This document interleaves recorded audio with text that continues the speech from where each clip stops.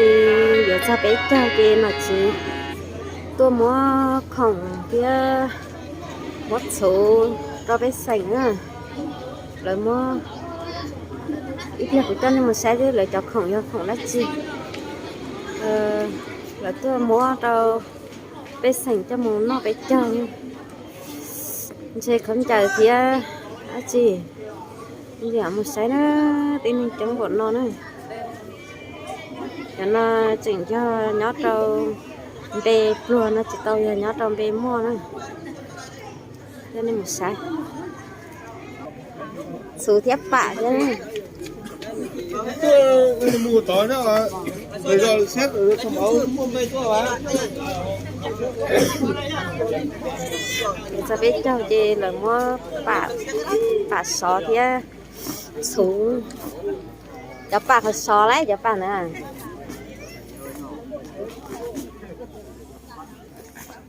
Gọi điện phát phiếu và siêu bán gì kiểm soát người có một số người phải trừ đi sao phải cho bạ nó mà sò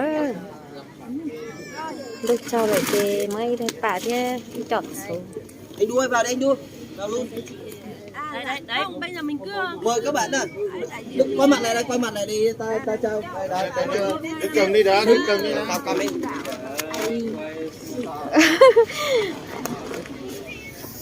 nhà này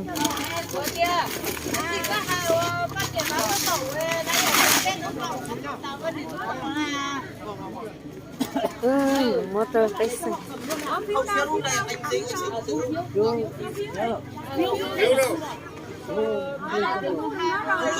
rồi bọn em xe rồi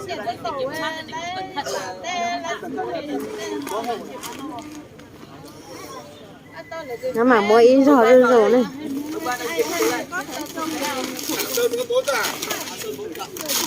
đây đây cho thêm người nữa đoán lại đây đi em của đấy lấy nào bạn nào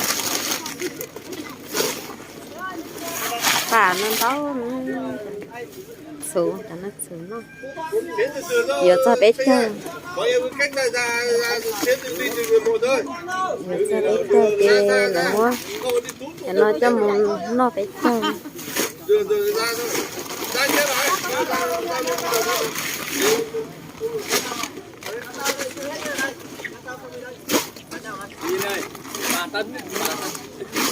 3 tấn hả?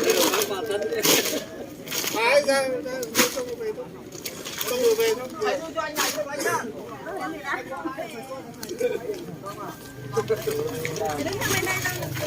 để chống con là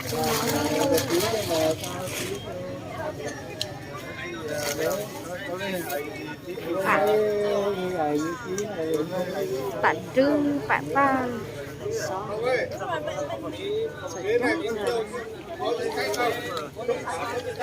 ít xong giờ ra bé cho nó chỉ có mua đi nó này sai ra bé sành tôn xuống nó bé cho cái màu đó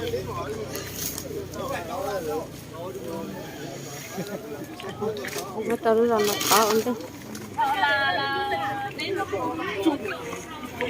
không ý là các bạn em ý là làm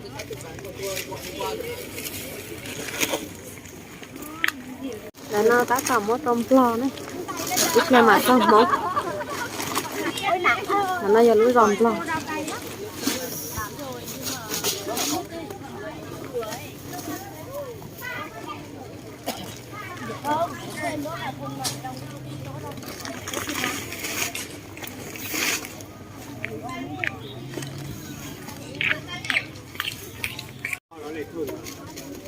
trúng con dao dao nhẹ nhàng thôi nên nó trong mỏng nữa nó ròn bạch kinh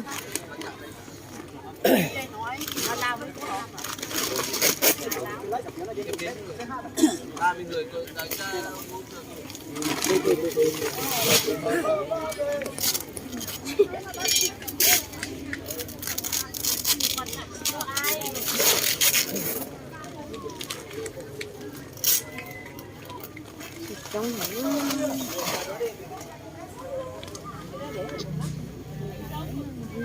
vâng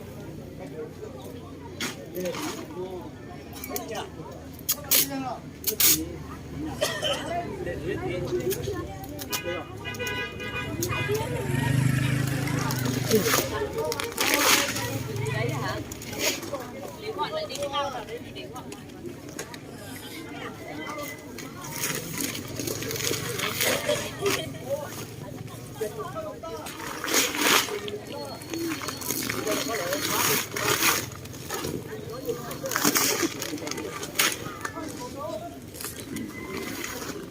Chặt xuống nó cá đấy anh chưa nhở?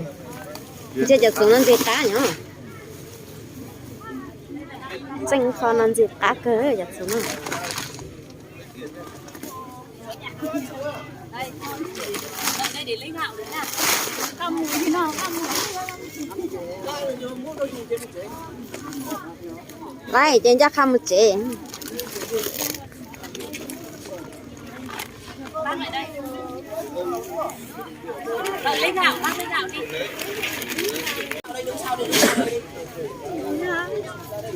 Rồi lại mới có thử rất máu khổ. Bí thân bí Tại thư, quả ta muốn nhận có bí thư xã Phù tôi nói về từ phò lon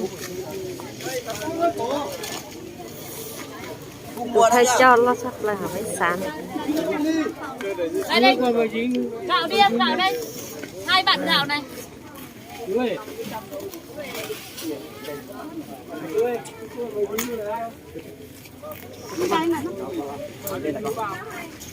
từ nhá. Là đi, không cho nó gọn thì là đi. Đây em ơi. Nói đại phiếu cơ, sát đại phiếu. Phiếu số 2.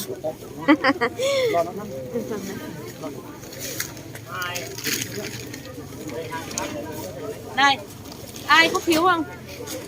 Từ từ em hãy từ từ lấy phiếu nha, bởi vì đến phát không là có một lúc còn khó không là sợ lẫn lộn đấy.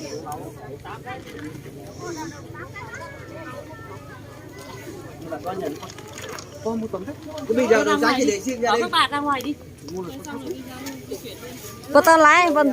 Nó là cắn nổi thế này bây giờ. Tại kia. Bây giờ có nhiều con giờ đây trả lại. Tính sao? Một chứ.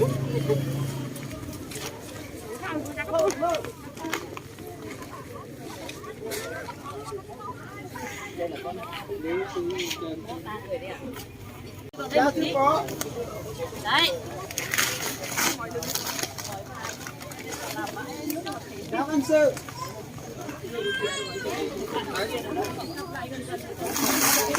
Giá ăn ra.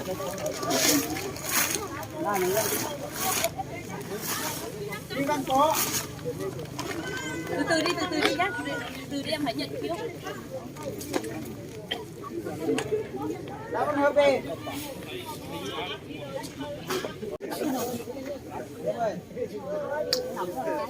Kéo hạt xuống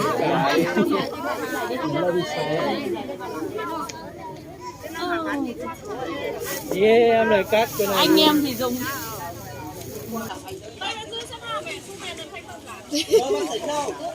Đánh dấu vào nhà ai đánh dấu vào. Nè.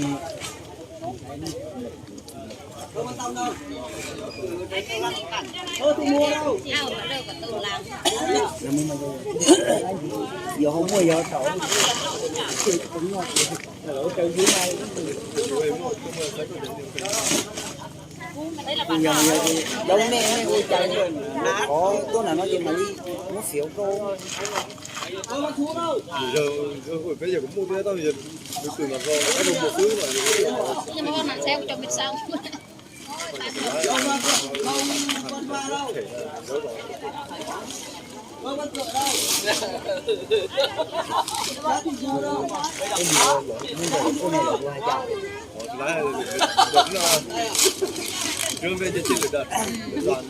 Lúc thằng bảo lấy chia gì tôi không muốn bê chạy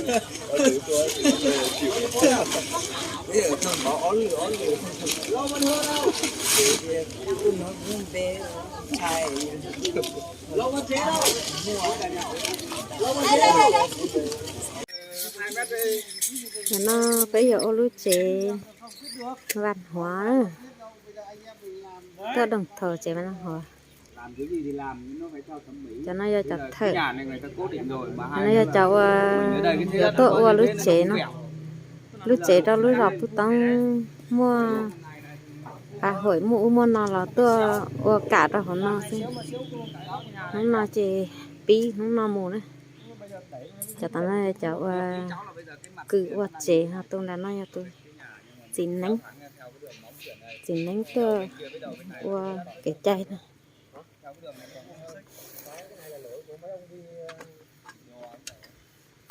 Bản thân trên mặt bằng đang sách nói gì em? Em là người đi đua bác đổ tội em. Đúng không? Nhìn nó sách này. có tao phải sát ra Em đo theo mặt bằng tổng thể thôi. Thế là xác định là cái mặt đằng trước của nó là đâu? Đấy là đối ra đây à? sắc kia sợ ý giờ Mặt đằng trước của cái nhà.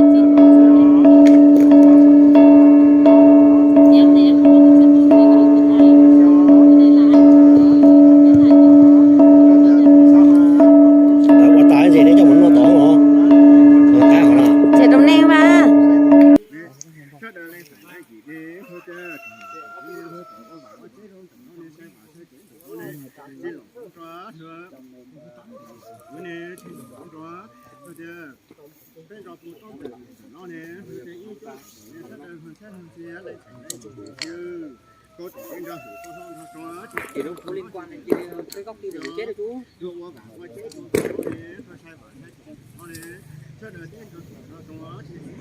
Thế thì cái này bây giờ nếu như mà liên quan đến cái cục bóng đằng kia không?